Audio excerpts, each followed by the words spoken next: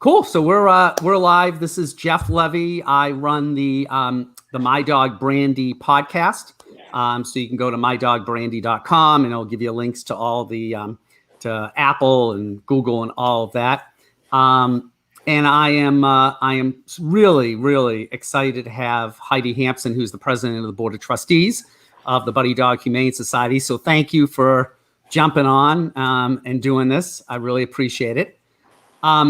Just to give people, there's a podcast episode where my dad actually talks about getting Brandy, who was this, case hound that ended up being like 45 pounds and a walking stomach and ate everything in sight. But he was such an integral part of our family. I'm an only child. So as you can imagine, he was the king of the family.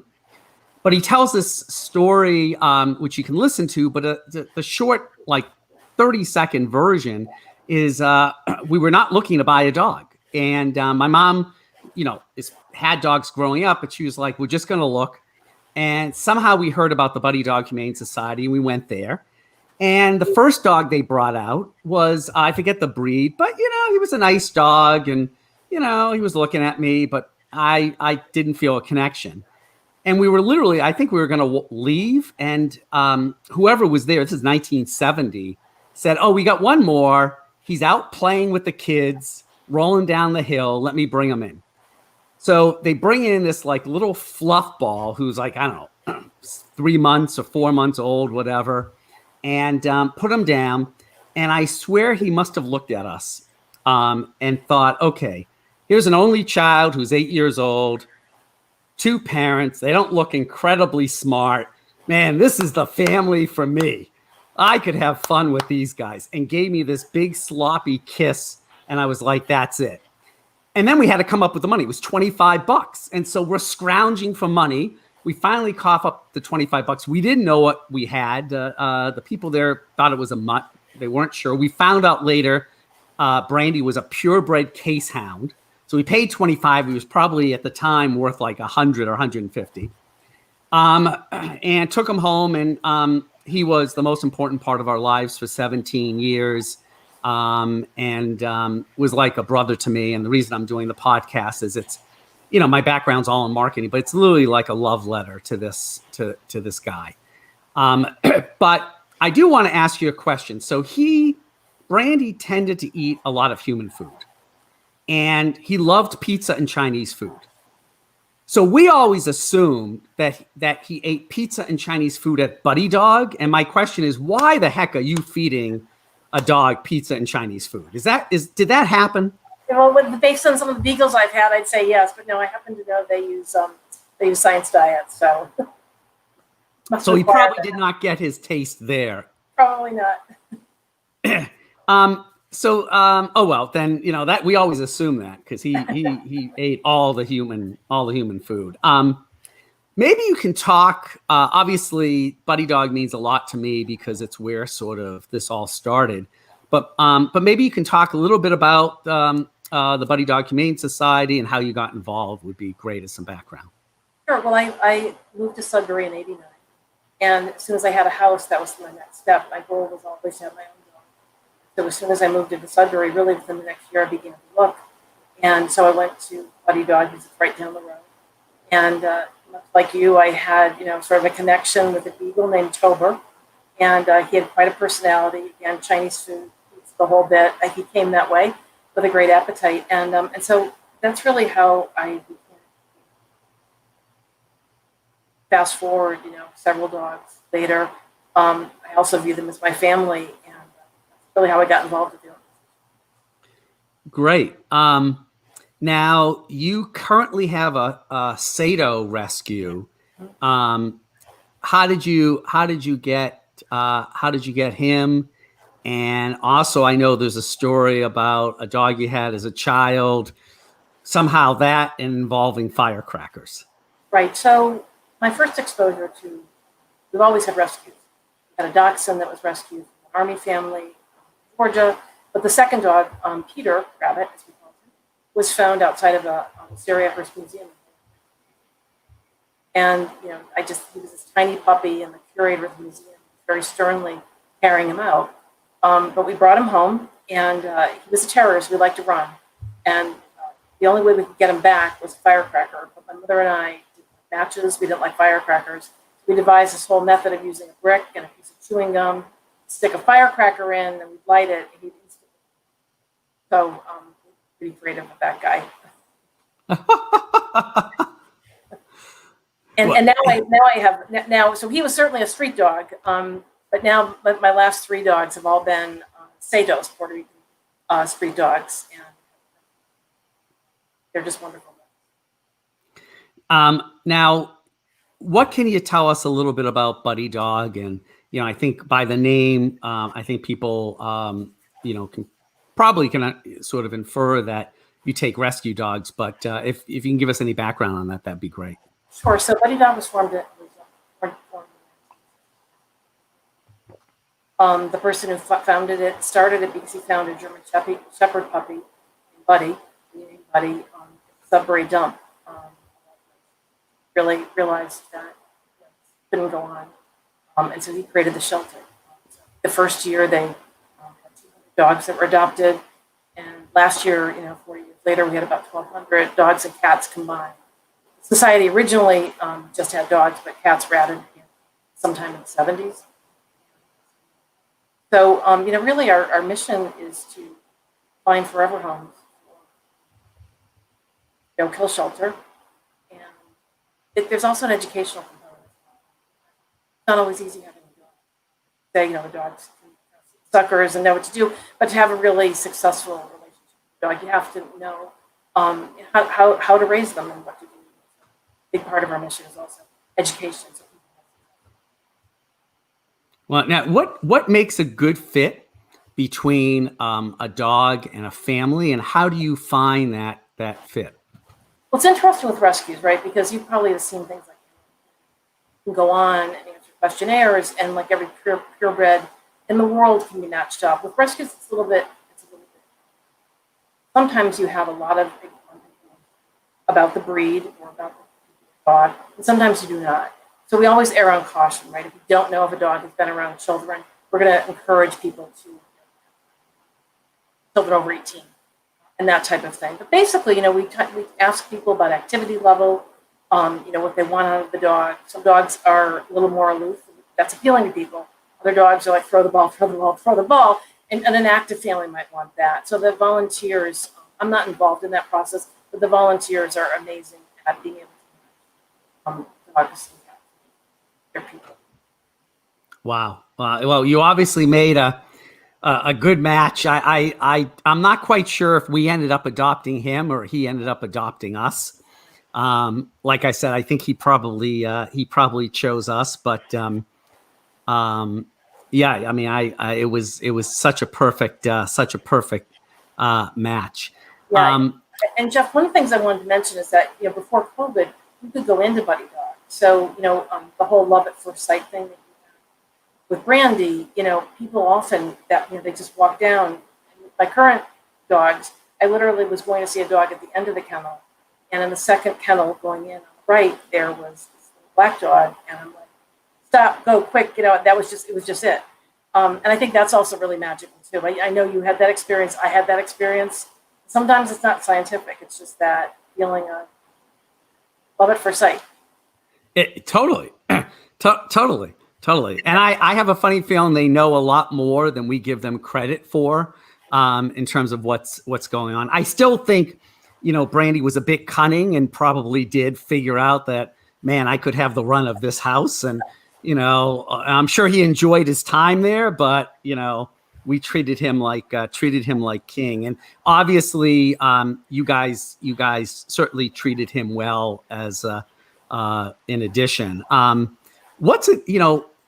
We had a woman who works for Ethos Veterinary Health, which is a large group of veterinary hospitals and centers, talking about the impact of, and you mentioned this, the pandemic on their business, which no one really thinks about, right? People think human hospitals but they don't think in terms of pet care and veterinarians, et cetera. How has the pandemic affected your business? Because I went on the site and for a period of time, you couldn't even go there And that had to have a big impact on not just the business and fundraising, but also connecting people to pets.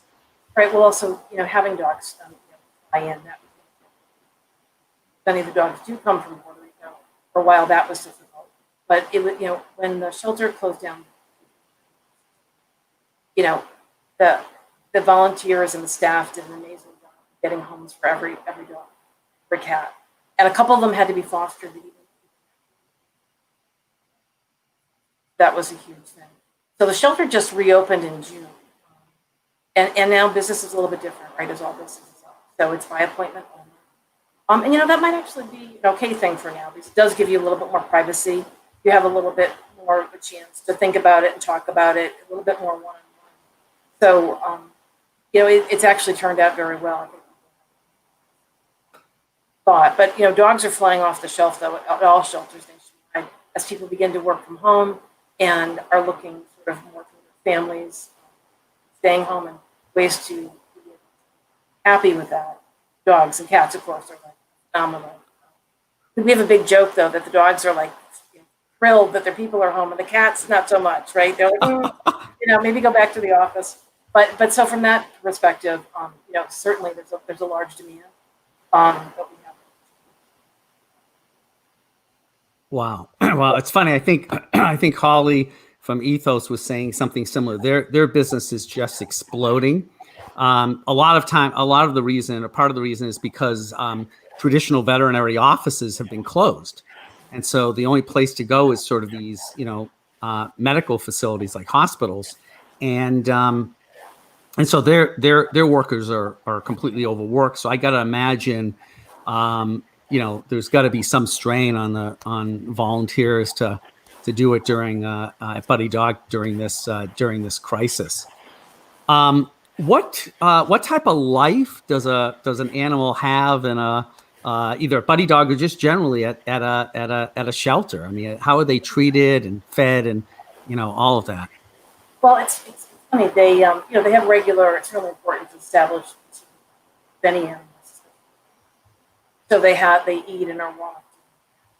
Play areas. Buddy Dog, we're lucky that they have a kennel situation where they have some inside space and some outside. There was large play areas in the background, so dogs can sun and play with different groups.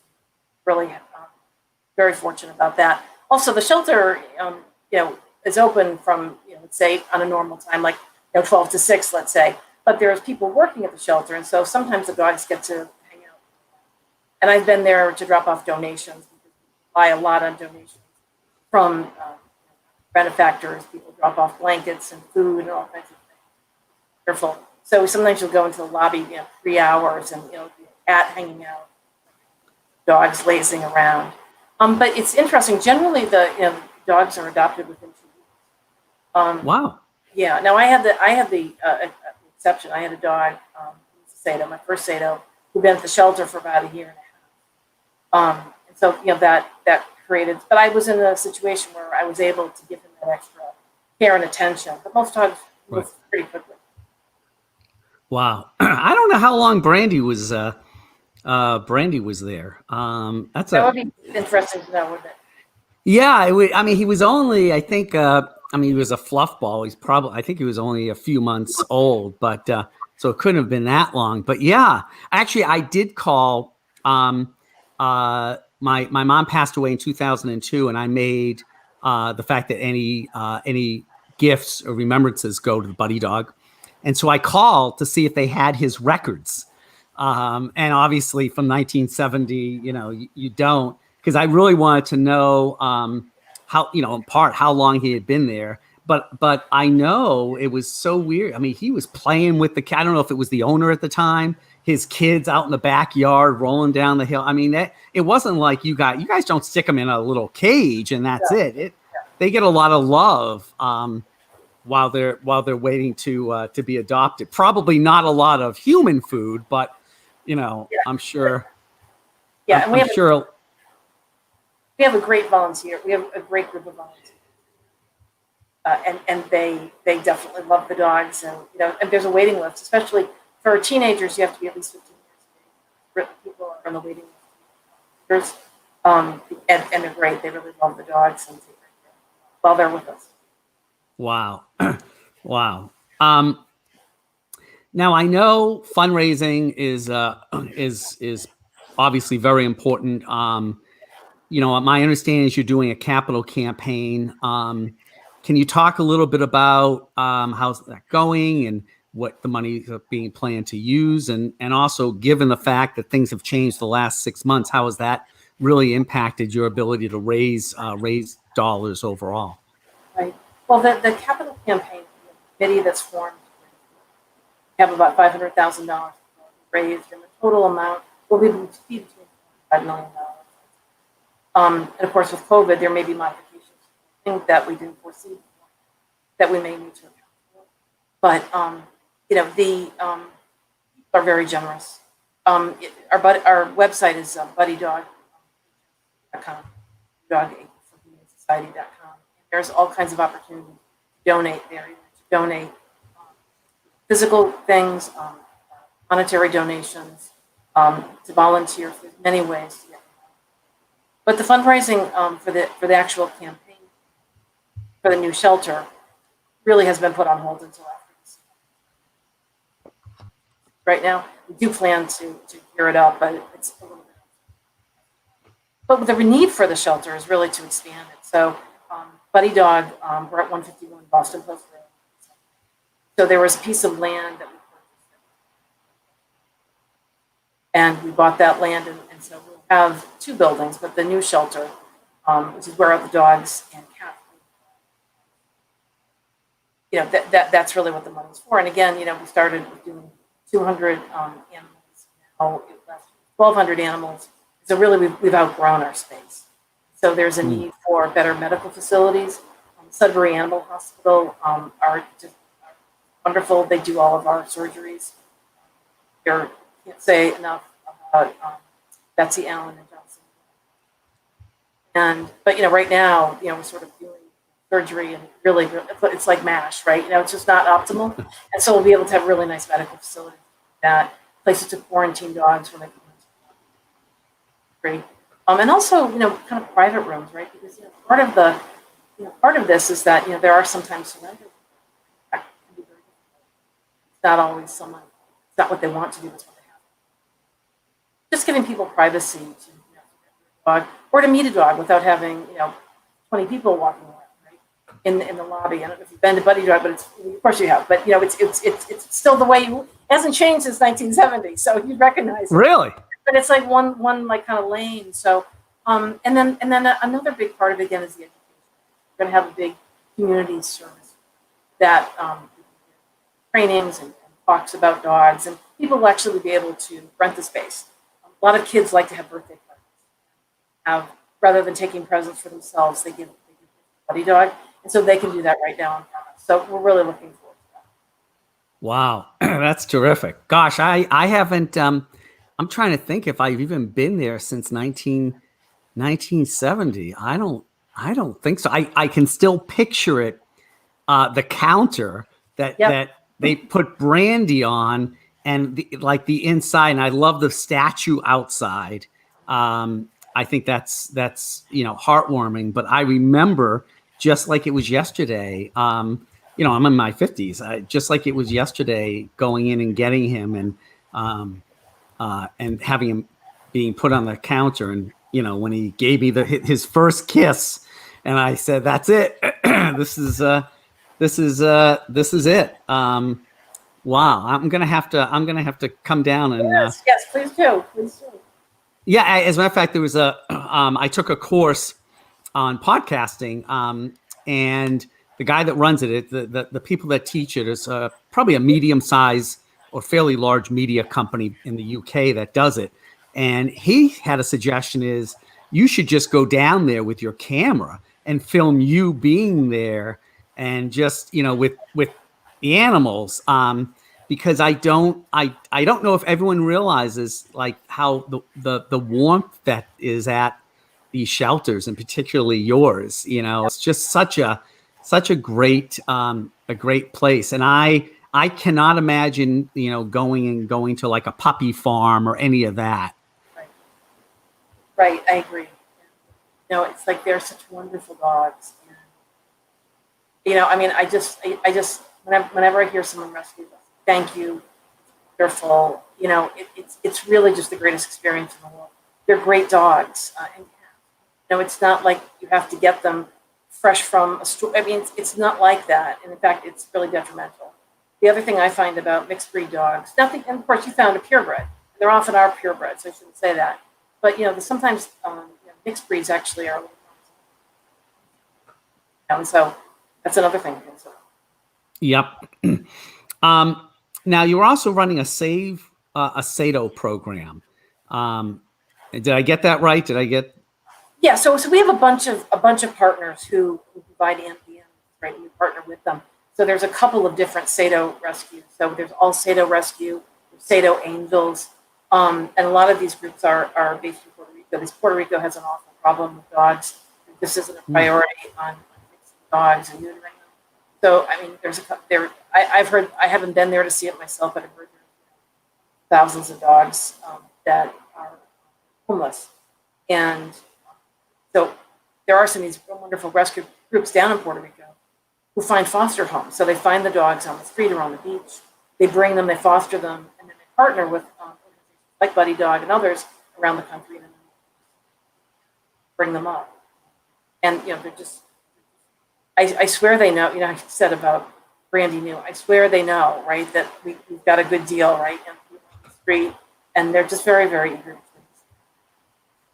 But, it's funny, we get dogs from all over, and there was someone we were affiliated with who actually was bringing dogs to our, and so that we had all these Salukis for a while, and that or Saluki mixes, which was crazy. And then I think there's someone now who maybe has a connection with Russians. Dogs are coming from Russia. And of course, we get dogs from the South also. Right. Well, great. This has really been fantastic. I was also contacted by, I don't know the name, a volunteer there who also wanted to be on the podcast. So it might be good to get sort of a volunteer's perspective on it as well. That would be great. That would be terrific. So I think you might have spoken to Michelle. She does a lot of our publicity and public relations. We do have a director of volunteers who's down at DeWallace. Roy Lincoln is the executive director. So yeah, we'd love to have you.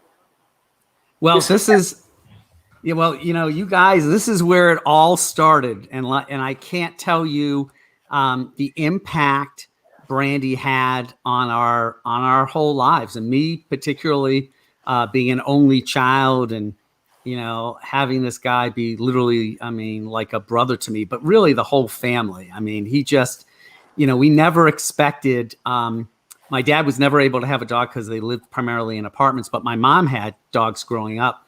But just the way they can just, take over the family. I mean, he was literally the most important part of the family, so much so that when I got bar mitzvahed, I got like I took him with me. I got one picture of me and like 8 pictures of him by himself. And so inside the house, there was literally like 2 pictures of me and like 6 or 7 pictures of Brandy all around the house. So he clearly was the most important part. And it all started at Buddy Dog. And if it wasn't for your organization, I don't know what would have happened. I mean, I'd be a different, person. The reason I started this podcast is really to talk about not just his adventures, but the lessons in life that he taught me and my family. And I think dogs are, dogs do that. So I agree 100%. Well, great, Heidi. Hang on after we end the broadcast because we can stay on for a moment. But I've put up the web address. It's buddydoghs.com.